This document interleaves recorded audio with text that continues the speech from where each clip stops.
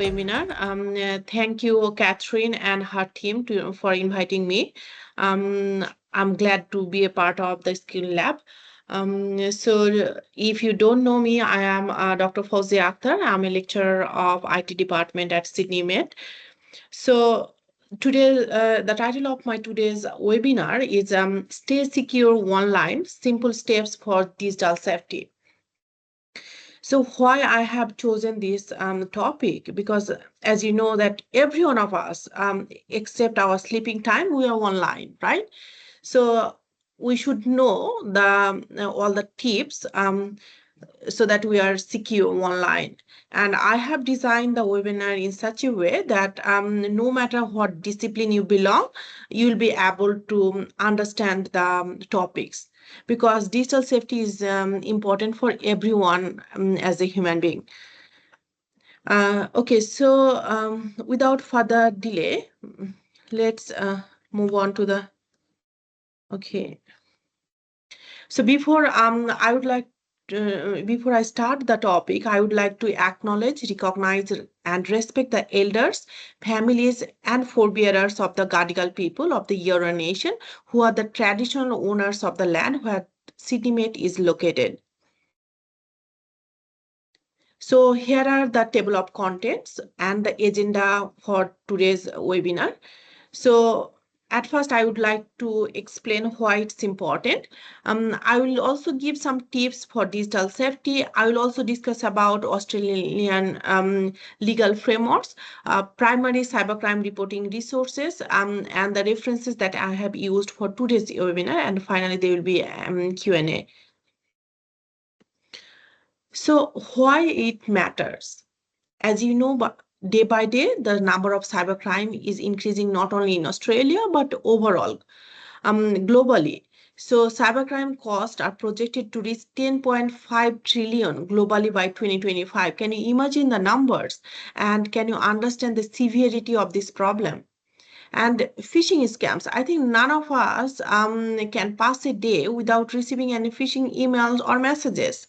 So in 2023, over 74,000 phishing attacks were reported in Australia, and Australians lost over 2.74 billion to scams in 2023. So try to understand the figures, and then you will understand the impact of cybercrime on our lives. So and then targeting individuals. 1 in 3 Australians experienced a cybersecurity incident in 2023. So that means we can see that if you see the numbers, that means none of us are safe, to be honest. And you see that the young adults aged 18 to 24 are most likely to fall phishing scams, often via social media. And mobile device vulnerability. This is another important thing. We use antivirus or several tools in our laptops, whereas in our mobiles we don't have that many security features. So usage of mobile devices are increasing the number of cybercrime worldwide as well. So to emphasize why digital safety is important, I have done some research, and I have gone through like Australian Signals Directorial Report of 2023 and 2024 to understand and to tell you everyone what is Australia's scenario. So if you look at this graph, you can see this is the prevalence of cybercrime victimizations. You see that this one shows no social media in average week. This one is for up to 3 hours per week. And this one is for 3 to 8 hours per week. And this is for the people who use more than 8 hours a week in social media. So you see that the people who spend more time on social media are more vulnerable to cyber threats.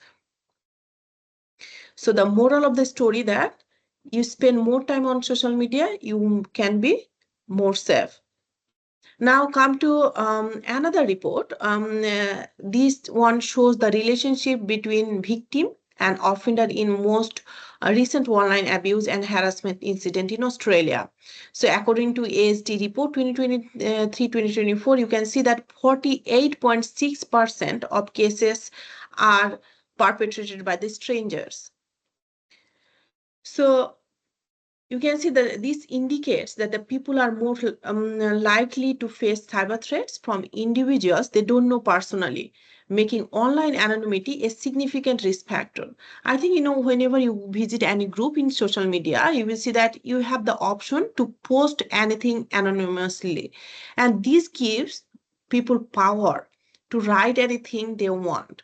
And as a result, the number of cybercrime or bullying from the strangers are increasing. So from this, we can say that the moral of the story is be aware of the strangers. This is another report of ASD. We can see that this one shows the cybercrime victimizations by crime type and age groups. So you can see for each and every crime, the 18 to 24 age groups are more vulnerable as compared to other groups. So why this is the figure? Why the people in between 18 to 24 experience higher rates of cybercrime across all categories? Because they spend more time on social media as compared to the other ages. So those who are in this age group, I think all of our students are in this age group, right? So try to utilize your time effectively so that you are digitally safe. Now, I have added some of the tips for digital safety. So the first one is password safety. So that means that is your first line of defense. I know in Australia, we have to fill up various forms, whatever we do. And remembering plenty of passwords are difficult. So we keep using the same password for various accounts. However, it is big no if you want to stay digitally safe. So you have to use strong unique password for every account. So let's have some example. How can we say that it's weak? And this is strong. So the password of weak password examples are 1, 2, 3, 4, 5, 6. It's easily detectable, right? It's very common. These are just the alphabets, no numbers, nothing. It's like I love you. It's a very common phrase we use. So this is very easy to guess.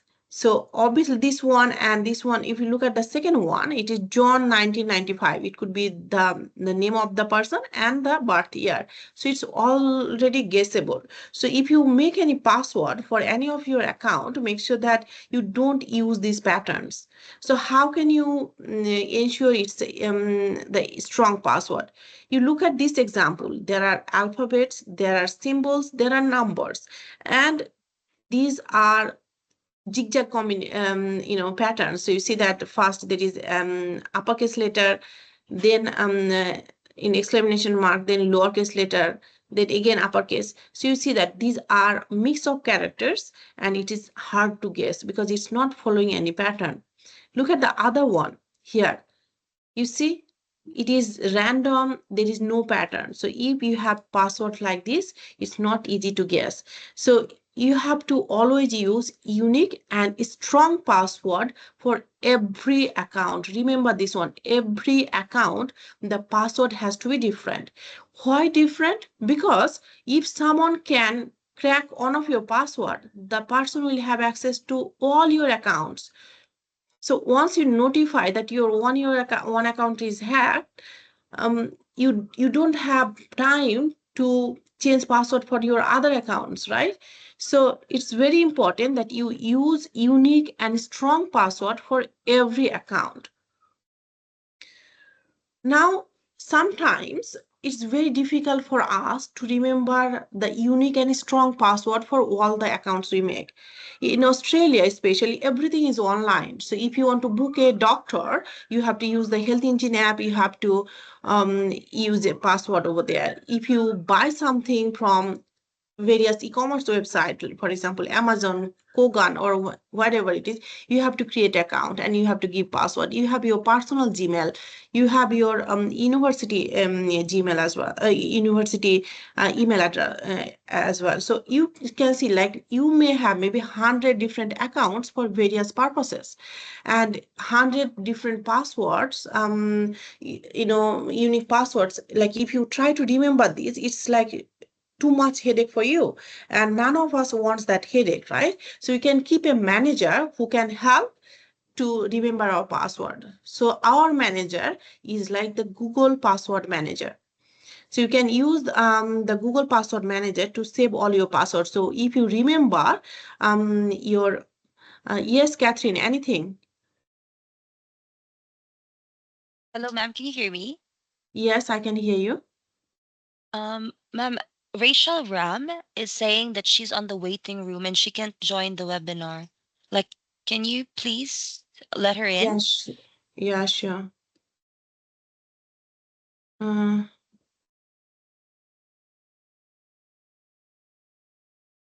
um, Let me see, because why? Because I have bypassed the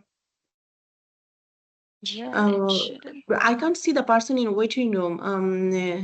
Because the when I did the setting, I did in such a way that no one need to wait in the waiting room. Okay, maybe I'll Is the send person Ayush is in there. using the old link or the new link that I provided in the last week? We provided the new link. Ah, yeah, she's here now. All She's good. here, yeah, yeah. Thank you. Thank you. Sorry to Okay, no interrupt. problem. You can Okay, continue now, so ma'am. should I move to the my slide again? Yes, ma'am, you can continue. Thank you. Okay, no problem. Okay, I will again share.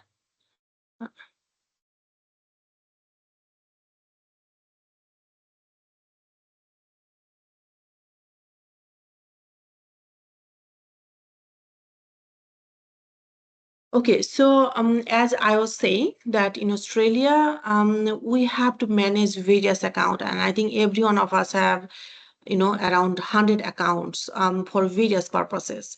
So from including your e-commerce website, like from where you do the shopping, if you want to book your doctor, even for your health insurance, you have your personal email address, as well as you have your official email address, and also your education related email addresses. So it's difficult to remember the unique and strong passwords for each and every account. So how can you remember it? So you can give a headache to Google Password Manager. So if you don't know how to use the Google Password Manager, I have shared the screenshot here. So you go to your Google account, and you can see there are three dots here. So if you click over there, you can see there is a beside a password and autofills. If you click over there, you can see the Google Password Manager. So all the passwords that you save, it will be in your Google Password Manager. Like, if you use the Google Chrome as your browser, whenever you create an account, it will give you an option to save your password. So if you save it, it will be in your Google Password Manager. So you just need to remember your Google password, and or Gmail password basically, and then you will be able to the Google Password Manager is going to save all your password, so you can, if you forget, you can check it. Okay, then let's move to the next slide. So there is another way to keep yourself digitally safe is multi-factor authentications. So if you use your Gmail or Outlook or any other accounts, you should make sure that you have turn on the multi-factor authentications. So I have included a guideline for you for Gmail. How can you do? So if you go to your Google account, you go to first security, and under security you can see the option two-step verification. So you can, in addition to your password, there will be, you can use app. Otherwise, if you want the OTP in your mobile, you can do that. So this is, if you, in my case, you see the two-step verification is already on, so you can see there is a green tick here, and there are some more informations appears, but those are confidential, so I have deleted those. So you can use these guidelines to activate your multi-factor authentications for Gmail. In addition to that, for your social media account, if you want to know how to activate the multi-factor authentications, you can watch the video. So I can share the my slides with the team, and then you can have a look from that. Now another thing is that like you have to think before you click. So why you need to think? I hope all of you are aware about the phishing scam. So what is phishing scam? You will see that there will be some criminals. They will send you messages or emails, and the messages will be very provoking. And that will, in that message there will be a link will be given. So how to understand that this is a phishing email? So you will see the language will be urgency, and it will tell you to like basically provoke you to click on the link. So you really need to think before you click. So don't click suspicious link or download files from unknown resources. Double check URLs and sender emails. Watch for urgent and emotional language, because it's all often a scam. So even though you if you see the language, you are not able to understand whether it's a phishing link or not. So there are various resources that can be used to verify whether it's a phishing link or not. So I have added two websites for you so that you can use. So one is called Checkfish. If you click on the link, it will take you there, and then you can check whether the link that you got along with your messages or emails, is it a phishing link or not. The another one is like Cloudflare Radar URL scanner. So you can use this one to check phishing link as well. But there are plenty. I have listed some for you. um, when there are you order something from some of the website, like Amazon, or you will get the messages in your mobile that your Amazon delivery is due or something like that, and in addition to that there will be a link along with that messages. So you can verify that link using these resources. In addition to that, like you will see that whenever it's time to give tax, nowadays people, the scammers send messages using MyGov, or uh, federal government website or something like that. They claim it is that they are the legal frameworks of Australia, but they are not. So if you get any messages like that, first you delete it. And if you want to check, you can also copy the link and also check from these resources. And then if you think that obviously it's phishing, then obviously don't click on those links. Now another one, whenever you get any assignment to do or anything, basically in general you want to search, we go to Google, right? And in Google we search something, whatever like you got a topic related to your assignment, like for example cybercrime in 2024. So you search in Google with anything, so and you get various websites as the suggestions. So how can you know that the website that you're visiting that is safe or not? So you have to look for HTTPS or padlock icon one website.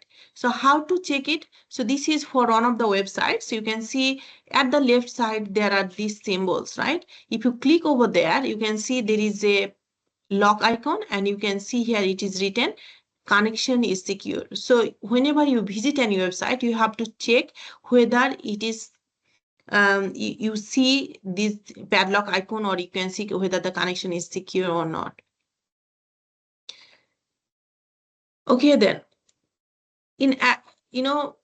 how can you define it is safe or not? In addition to checking that, there is another thing that you can cross check, that is website, you have to look at the website. So if it start with HTTPS, then obviously it uses HTTP encryption, so it's safe, and you will see the padlock icon.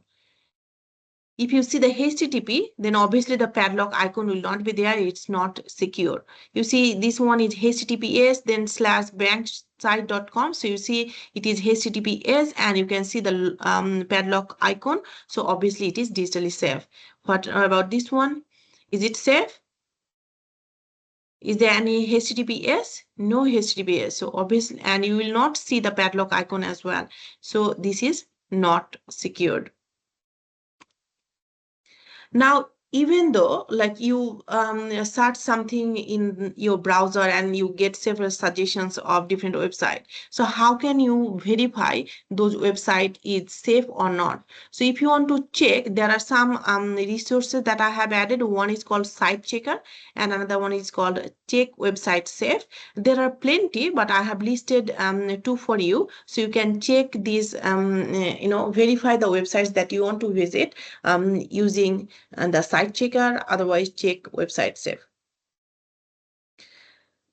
Now, another habit, like we love anything that is free, right? So if you go to in public places, we use public Wi-Fi. Like for example, you go to a visit, you go to any restaurant, or maybe you are traveling somewhere, then obviously you don't have the roaming active. Then what you do, we use the public Wi-Fi.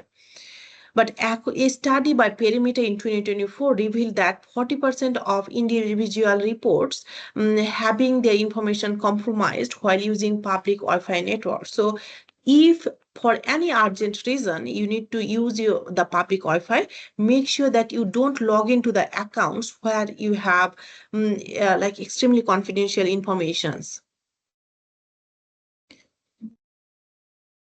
Now, another thing is that, as a young adults, you love to share everything in social media, wherever you are eating, where you are traveling, everything, right? And if you visit some interesting places, we love to check in, right?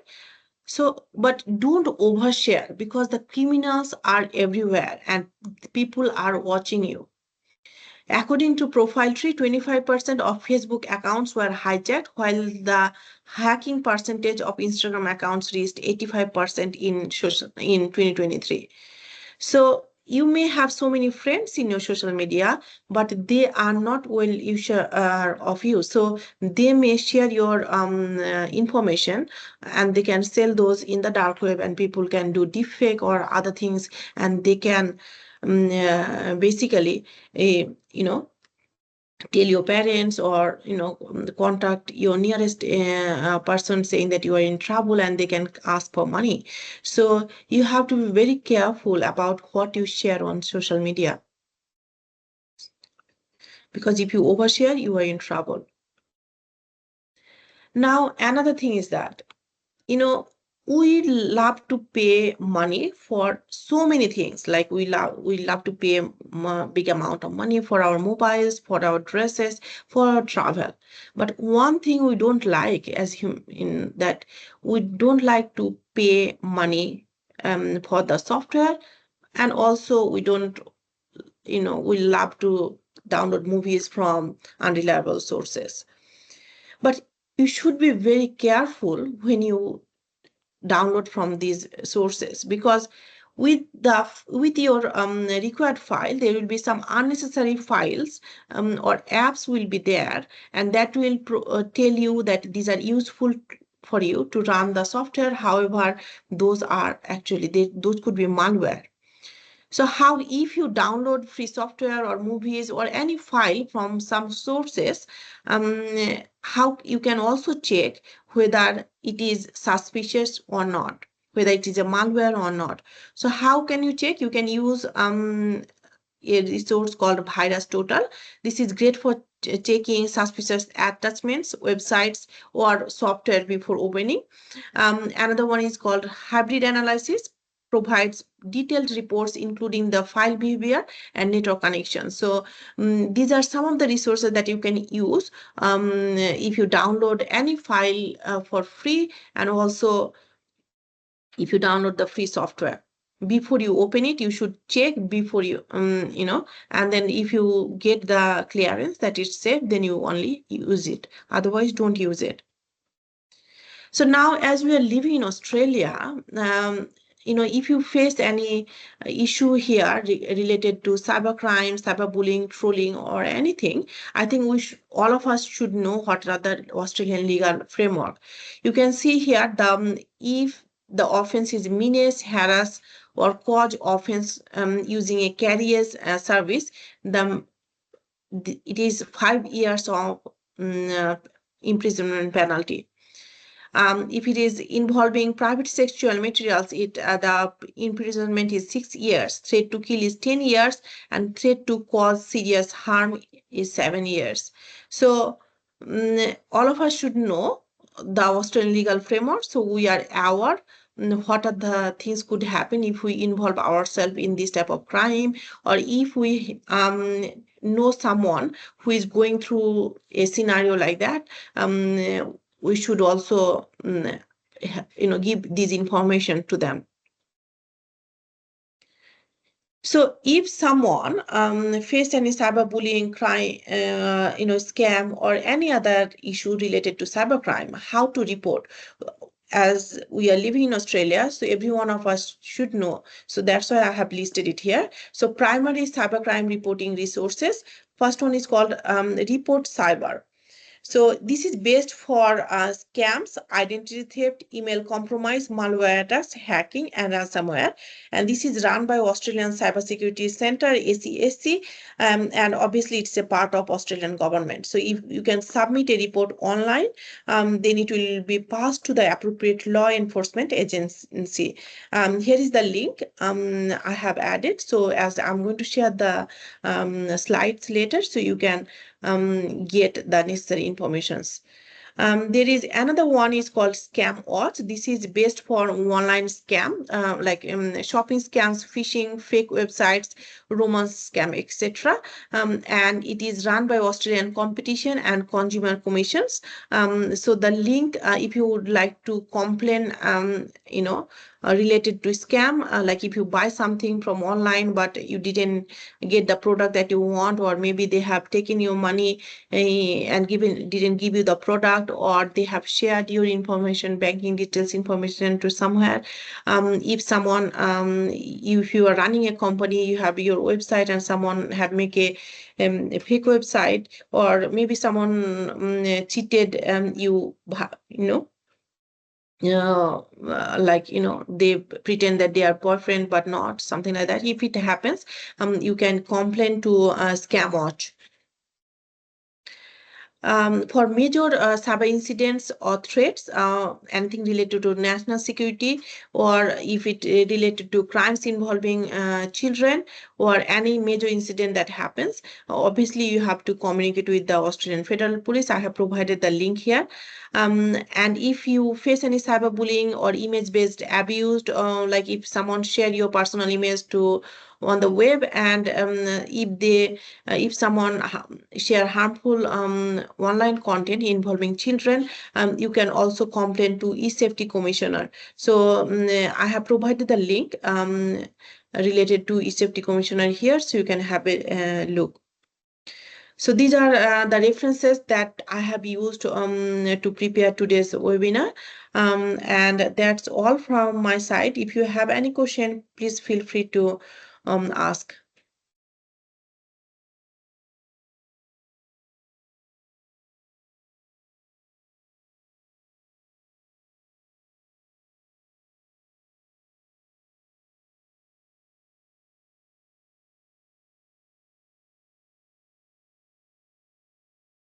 Any question?